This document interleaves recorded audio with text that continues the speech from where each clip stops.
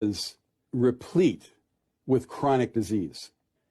Every chronic disease is a massive profit producer for the people who produce drugs. Every single one of them. These things exist not so much because they were allowed to exist as because they were created. So that you can call it ADD, you can call it obesity, whatever it is, when you have people who go from the age of, let's say, 15 to the age of 65 in a chronic depressed health situation, massive amounts of profit are made off each one of those individuals.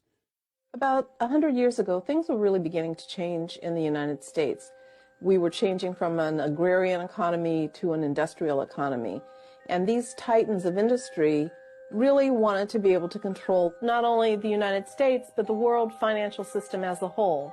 When the Rockefellers took over the allopathic medicine, the Rockefellers were also in charge of the oil industry and the chemical industry, and they also made an alliance with a huge German concern called IG Farben, which was a big chemical industry in Germany.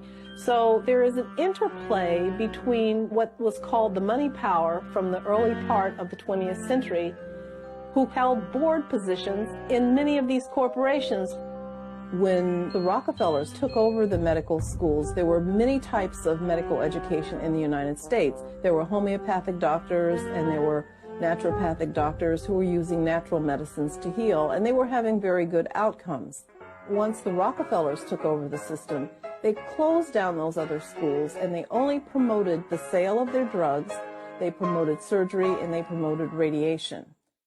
Well, there's kind of sociological theory about paradigm shift, and it goes something like this. You have, let us say, the medical community, all the doctors in the United States. They are a community, and they have a kind of mythology which is supported by everybody believing the same thing.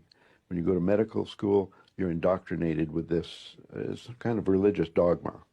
So if the pharmaceutical industry profits by selling medicine, but the industry profits by selling more and more of them, then the industry pays doctors to prescribe them and so on.